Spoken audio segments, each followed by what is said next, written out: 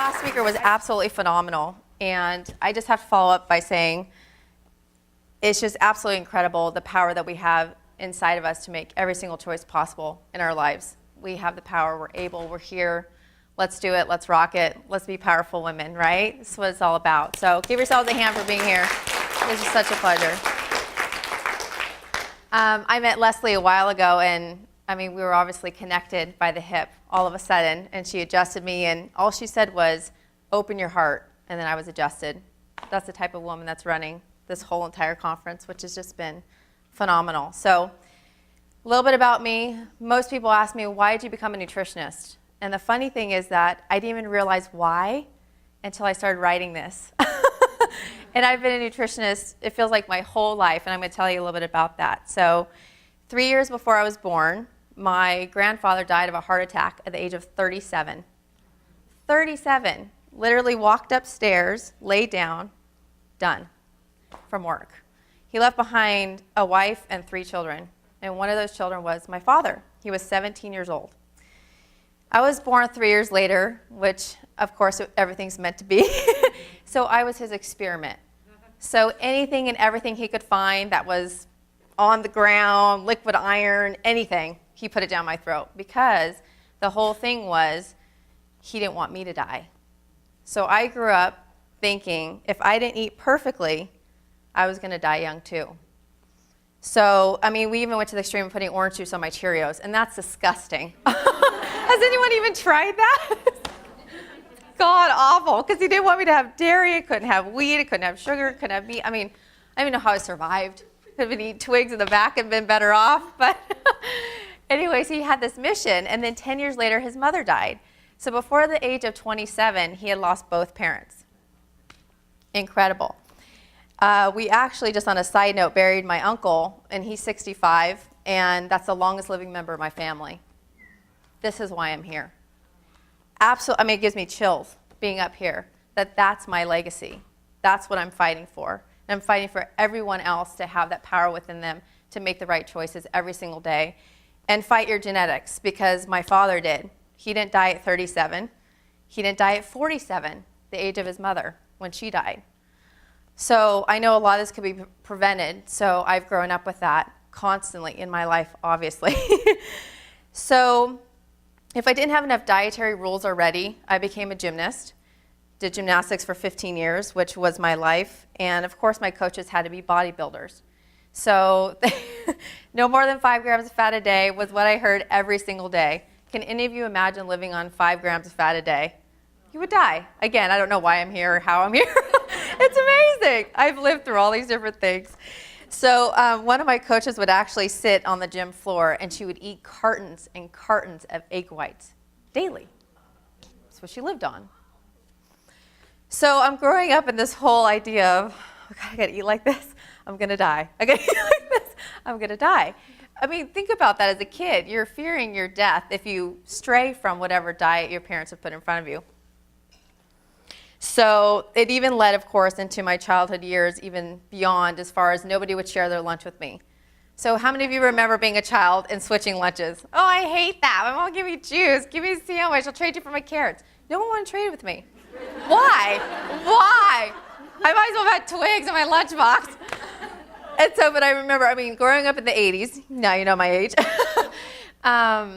ding-dongs, ho-hos, those little Hostess cupcakes with the swiggle on the top. I lived for those because I couldn't have them. And so I had this really great friend. She was awesome. And she maybe gave me a half of one a week.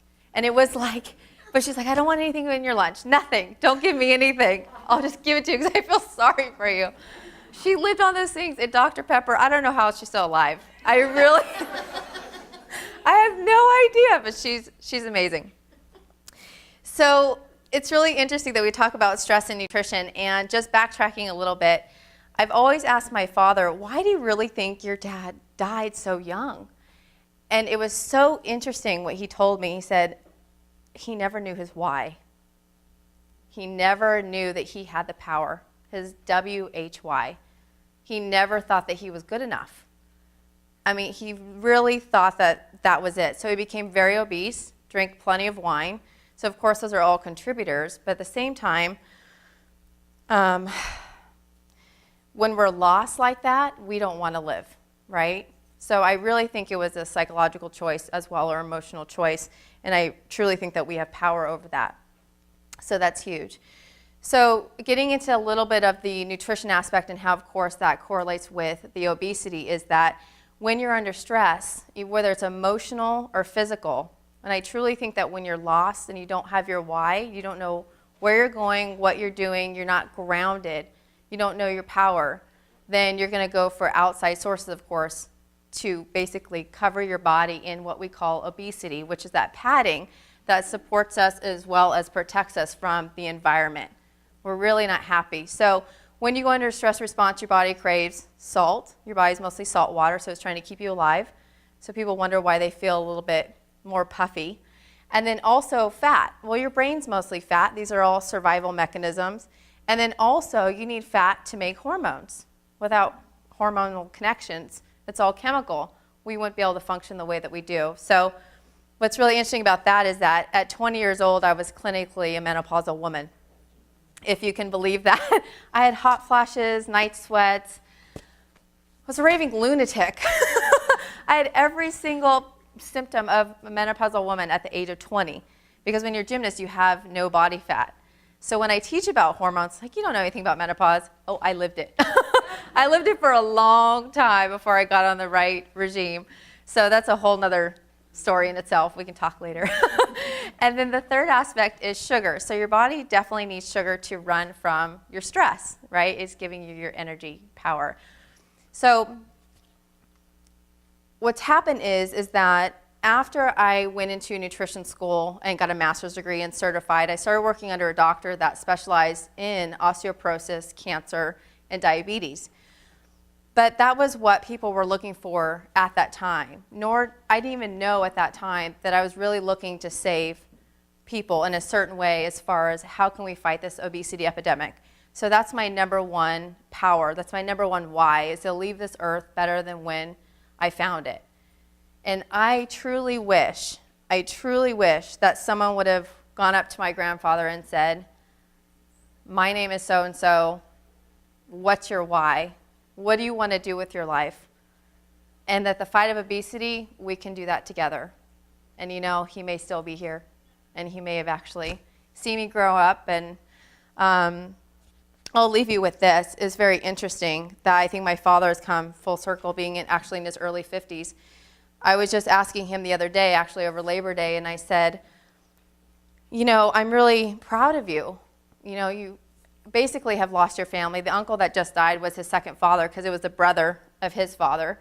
So he raised, you know, the rest of the siblings. And I said, you've just accomplished so many great things. You just got your master's degree, and you're going to be ordained as a minister this month. I mean, we're just so proud of him. I know. Love my dad. He's such an amazing light. And he's been an engineer his whole life. I mean, when I was 2 years old, in his early 20s, he was an engineer. He was paying the bills, going to college. You do what you do. You know what you need to do as a parent. And I said, it's so different going from an engineer to a minister, you know, and getting your master's and growing so spiritually. You know, what evoked this? And he said, the core of my being is service. Service is what it's all about. And that's what I stand for. And that's what I'm going to do. So I'm here to be of service. Thank you.